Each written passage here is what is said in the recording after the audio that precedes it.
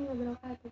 Innal hamdalillah nahmaduhu wa nasta'inuhu wa nastaghfiruh wa na'udzu billahi min syururi anfusina wa min sayyiati a'malina may yahdihillahu fala mudilla lahu wa may yudlil fala hadiya lahu. Asyhadu an la ilaha illallah wa asyhadu anna Muhammadan abduhu wa rasuluh amma ba'du. Pertama-tama marilah kita panjatkan puja dan puji syukur atas kehadirat Allah Subhanahu wa taala dengan nikmatnya dan hidayahnya. Tak lupa salawat serta salam semoga senantiasa tercurah kepada Nabi besar kita Nabi Muhammad SAW. Di sini saya akan membahas tentang kepemimpinan marga bernasab mulia dan jabatan imam sholat. A. Kepemimpinan marga bernasab mulia.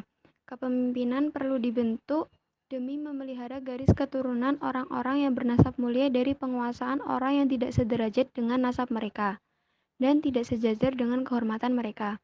Dengan begitu, mereka lebih dimuliakan dan perintah mereka segera dilaksanakan. Rasulullah SAW bersabda, "Kenalilah nasab-nasab kalian supaya kalian bisa menyambung hubungan kekerabatan kalian.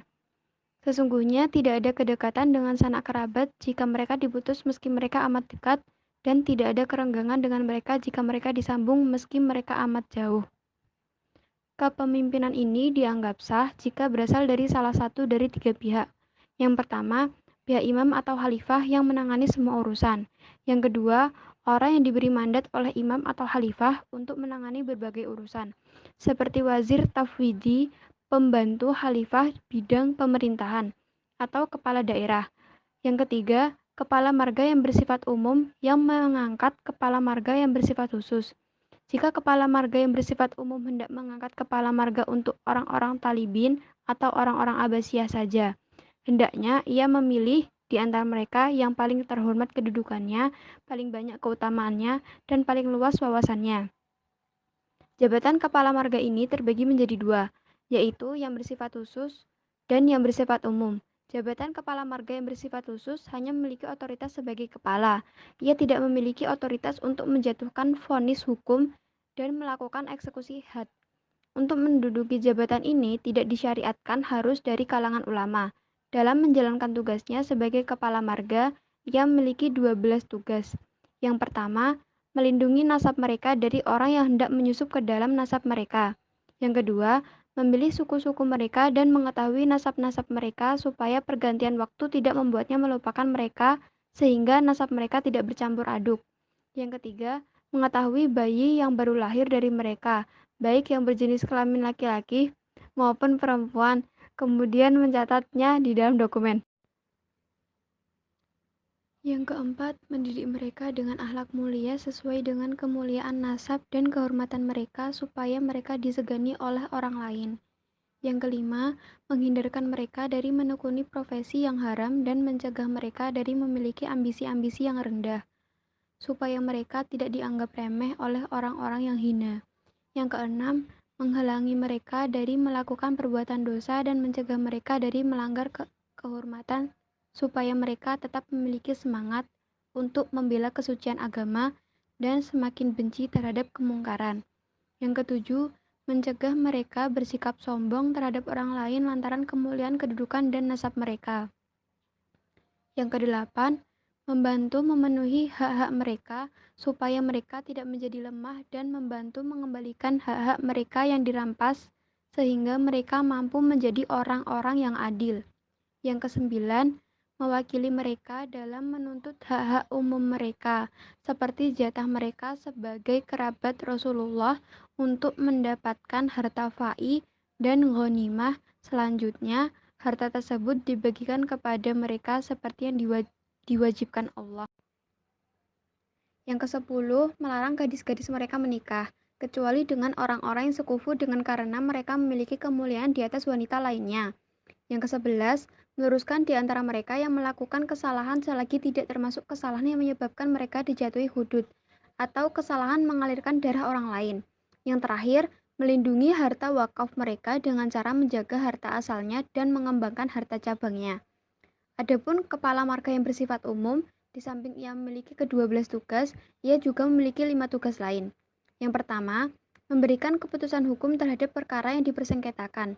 Yang kedua, menjadi wali bagi anak-anak yatim mereka di dalam harta yang mereka miliki. Yang ketiga, melaksanakan hudud terhadap tindak kriminal yang mereka lakukan. Yang keempat, menikahkan gadis-gadis mereka yang tidak diketahui walinya atau walinya diketahui, tetapi mereka tidak mau menikahkan gadis-gadis mereka. Yang terakhir, memberlakukan hajru atau pelarangan mengelola suatu barang kepada mereka yang dungu atau kurang waras dan mencabutnya pada saat mereka sudah kembali normal dan sadar. Dengan kelima tugas itulah, ia berubah status menjadi kepala marga yang bersifat umum. Untuk menjadikan sah kepemimpinan dan jabatannya, ia disyaratkan harus berilmu dan mampu berijtihad supaya keputusan hukumnya benar dan dapat direkalisasi. Jika sudah resmi diangkat sebagai kepala marga umum, ia tidak terlepas dari salah satu dua kondisi berikut. Yang pertama, kedudukannya menggeser tugas hakim dalam menangani perkara. Yang kedua, kedudukannya tidak menggeser tugas hakim jika kepala marga bersifat umum, tetapi kedudukannya tidak menggeser tugas hakim dalam menangani perkara dan ia tidak diangkat untuk menangani perkara. Salah satu dari keduanya, atau baik hakim maupun kepala marga, sama-sama diperbolehkan menangani perkara. Yang kedua, imam sholat Jumat. Mengenai pengangkatan imam sholat Jumat, terjadi silang pendapat di kalangan para fuqaha dalam hal wajib dan tidaknya. Imam Abu Hanifah dan para ulama Irak berpendapat bahwa imam sholat Jumat termasuk dalam wilayah jabatan wajib dan sholat Jumat tidak sah, kecuali dengan dihadiri khalifah atau wakilnya. Imam Syafi'i dan para fuqaha Hijaz berpendapat bahwa pengangkatan imam sholat Jumat hukumnya sunnah, dan kehadiran khalifah di dalamnya bukan merupakan syarat.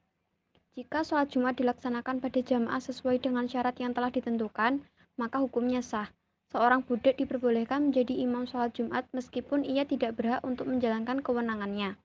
Sholat Jumat tidak boleh didirikan kecuali di tempat menetap orang-orang yang terkena kewajiban sholat Jumat, yang para penghuninya tidak meninggalkannya, baik pada musim panas maupun musim dingin, kecuali untuk suatu keperluan. Tempat tersebut baik berlokasi di perkampungan maupun di perkotaan. Abu Hanifah berkata, sholat Jumat harus didirikan di area perkotaan dan tidak boleh didirikan di area perkampungan. Maksud area perkotaan Abu Hanifah adalah tempat khalifah melaksanakan hudud dan hakim memberikan putusan pada suatu perkara. Yang ketiga, imam sholat-sholat sunnah. Mengenai imam sholat-sholat sunnah yang dianjurkan untuk dikerjakan secara berjamaah ada 5. Yang pertama, imam sholat Idul Fitri. Yang kedua, imam sholat Idul Adha. Yang ketiga, imam sholat khusuf atau gerhana matahari. Yang keempat, imam sholat khusuf atau gerhana bulan. Yang kelima, imam sholat istisqa, memohon turunnya hujan. Kesimpulannya, hukum mengangkat imam untuk sholat-sholat sunnah tersebut adalah sunnah karena sholat-sholat tersebut boleh dikerjakan secara berjamaah maupun sendiri-sendiri. B. Jabatan imam sholat. Jabatan imam sholat dapat dibagi menjadi 3 bagian. Yang pertama, imam sholat 5 waktu. Yang kedua, imam sholat Jumat. Yang ketiga, imam sholat-sholat sunnah. Yang pertama, imam sholat 5 waktu. Untuk jabatan imam sholat 5 waktu, pengangkatan imam sholatnya bergantung pada status masjid yang ditempati untuk sholat. Secara garis besar, masjid itu ada 2 macam, yaitu masjid negara dan masjid umum. Yang pertama, masjid negara. Masjid negara adalah masjid-masjid jami atau agung yang memiliki jumlah jamaah banyak yang status pengelolanya berada di bawah wewenang negara. Tidak ada yang berhak menjadi imam sholat di masjid seperti itu, kecuali orang yang telah diangkat menjadi khalifah untuk menjadi imam sholat di masjid itu. Pengangkatan imam sholat termasuk perkara yang utama dan bukan perkara yang wajib. Hal ini berbeda dengan pengangkatan hakim maupun kepala marga karena didasarkan pada 2 alasan.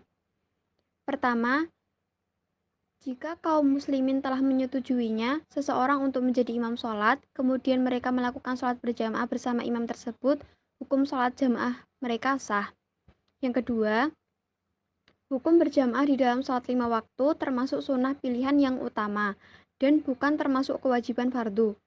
Itu menurut pendapat mayoritas ahli fikih kecuali Imam Abu Daud karena ia berpendapat bahwa hukum berjamaah di dalam sholat 5 waktu itu wajib kecuali bagi yang uzur.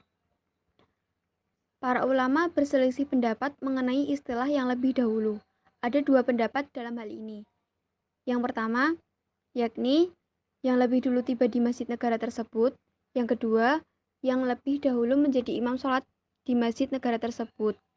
Jika kedua imam hadir pada saat bersamaan di dalam suatu sholat, salah satu dari keduanya tidak boleh mendahului imam salat satunya. Akan tetapi, jika keduanya bersepakat untuk mendahulukan salah satu dari keduanya, imam yang disepakati itulah yang lebih berhak menjadi imam sholat. Sebaliknya, jika kedua imam sama-sama tidak sepakat, ada dua alternatif yang dapat diajukan. Yang pertama, dilakukan undian terhadap keduanya dan nama yang keluar dalam undian ialah yang berhak menjadi imam sholat. Yang kedua, diserahkan kepada jamaah masjid untuk memilih salah satu dari keduanya yang menjadi imam sholat. Termasuk wewenang imam masjid negara adalah mengangkat muazin selagi tidak ada larangan baginya untuk melakukan itu pada saat pengangkatan. Pasalnya, azan termasuk di antara sunnah sholat yang menjadi bagian darinya. Karena itu, pengangkatan muazin juga masuk dalam kewenangannya. Perbedaan imam sholat dan muazin adalah imam sholat hendaknya mengerjakan sholat berdasarkan haknya. Maka ia tidak diperbolehkan melakukan suatu hal yang bertentangan dengan ijtihadnya. Berbeda dengan muazin, ia mengumandangkan azan untuk orang lain, maka ia boleh melakukan suatu hal yang tidak sesuai dengan ijtihadnya. Jika ia mengumandangkan azan untuk dirinya sendiri yang sesuai dengan ijtihadnya, maka ia boleh melakukannya, akan tetapi setelah ia mengumandangkan azan untuk orang lain dengan azan khusus. Dan azan yang akan dikumandangkannya itu harus dengan suara tidak keras. Selanjutnya, syarat-syarat imam masjid negara ada 5. Yang pertama laki-laki, kedua adil, ketiga pandai membaca Al-Quran, keempat ahli fikih, yang terakhir ucapannya fasih atau tidak cacat. Yang kedua, masjid umum. Adapun yang dimaksud dengan masjid umum adalah masjid yang dibangun oleh kaum muslimin masyarakat sekitar di pinggir jalan raya atau perkampungan mereka. Dalam hal ini, khalifah tidak berhak ikut campur dalam hal menentukan imam sholat masjid tersebut. Orang yang berhak menjadi imam sholat di masjid itu adalah orang yang ditunjuk oleh mereka. Setelah mereka sepakat untuk menunjuk seseorang imam sholat di masjid tersebut, mereka tidak berhak mencabutnya dari posisi imam, kecuali imam tersebut berubah sikapnya. Selain itu, jika sudah terjadi kesepakatan, maka mereka juga tidak diperbolehkan mengangkat imam pengganti karena yang lebih berhak untuk memilih imam sholat Jumat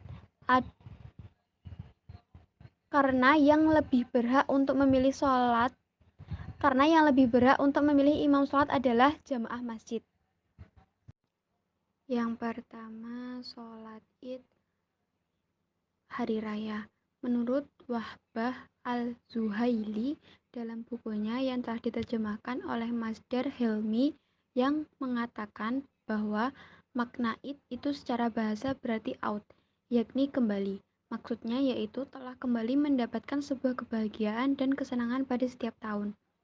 Menurut mayoritas ulama-ulama Hanafiyah, Malikiyah, dan Hambali, waktu sholat id dimulai dari matahari setinggi tombak sampai waktu zawal atau matahari bergeser ke barat. Tujuan mengapa sholat Idul Adha dikerjakan lebih awal adalah agar orang-orang dapat segera menyembelih hewan kurban. Sedangkan sholat Idul Fitri agak diundur bertujuan agar kaum muslimin masih punya kesempatan untuk menunaikan zakat fitri. Kemudian, sholat id lebih utama atau afdol dilaksanakan di tempat yang lapang, kecuali telah terjadi uzur seperti halnya terjadi hujan. Abu Sa'id Al-Hudri mengatakan, Rasulullah Shallallahu Alaihi Wasallam biasa keluar pada hari raya Idul Fitri dan Idul Adha menuju tanah lapang. Selanjutnya, seorang imam diperbolehkan memilih jumlah bacaan takbir di atas sesuai dengan pendapat dan ijtihadnya. Sedangkan orang yang ditunjuk untuk menjadi penggantinya tidak diperkenankan untuk memilih jumlah bacaan takbir tersebut sesuai pendapatannya sendiri. Yang kedua, sholat khusuf gerhana bulan dan sholat kusuf gerhana matahari. Adapun untuk sholat gerhana tersebut yang berhak menjadi imam sholat adalah orang yang ditunjuk oleh imam khalifah untuk menjadi imam atau dengan imam yang memiliki wewenang umum, yaitu yang mencakup kedua sholat tersebut. Kedua sholat gerhana tersebut dilakukan sebanyak 2 rakaat dan pada setiap rakaat dilakukan 2 ruku dan 2 qiyam atau berdiri. Pada setiap rakaat, imam hendaknya membaca surat Al-Quran yang panjang pada rakaat pertama setelah membaca surat Al-Fatihah dengan suara pelan. Hendaknya imam membaca surat Al-Baqarah atau surat lain yang sebanding dengan ayat pada surat Al-Baqarah.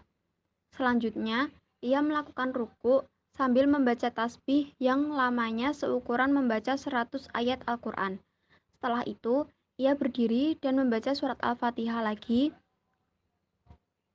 dan dilanjutkan dengan membaca surat Ali Imran atau surat lain yang sebanding dengan jumlah surat Ali Imran. Selanjutnya, ia melakukan ruku sambil membaca tasbih yang lamanya seukuran membaca 80 ayat Al-Quran. Setelah itu, ia melakukan sujud 2 kali seperti sholat lainnya. Selanjutnya, pada rakaat kedua, ia melakukan hal yang sama dengan rakaat yang pertama. Kemudian, sesudah sholat, ia dianjurkan membaca khutbah. Abu Hanifah berkata, hendaknya imam melakukan sholat 2 rakaat seperti sholat lainnya. Sholat gerhana bulan hendaknya ia lakukan dengan suara keras seperti sholat gerhana matahari, karena sholat gerhana bulan termasuk sholat malam. Yang terakhir, sholat istisqa, memohon turunnya hujan. Sholat istisqa dikerjakan pada saat terhentinya hujan dan dikhawatirkan terjadinya paceklik. Sebelum melakukan sholat istisqa, orang diangkat sebagai imam sholat, hendaknya berpuasa 3 hari terlebih dahulu. Jika imam sholat istisqa diangkat untuk masa 1 tahun, dengan wewenangnya yang luas, ia berhak menjadi imam sholat istisqa setiap tahun. Selama belum diberhentikan, jika ia diangkat menjadi imam sholat istisqa gerhana dan sholat istisqa selama 1 tahun. Jika mereka dituruni hujan sementara, saat itu mereka dalam keadaan melakukan sholat istisqa, mereka harus menyelesaikan sholatnya dan setelah itu imam membaca khutbah sebagai wujud syukur. Demikian yang dapat saya sampaikan, semoga bermanfaat bagi kita semua. Semoga kita tetap di dalam golongan orang-orang yang soleh dan solehah. Sekian dari saya. Wassalamualaikum warahmatullahi wabarakatuh.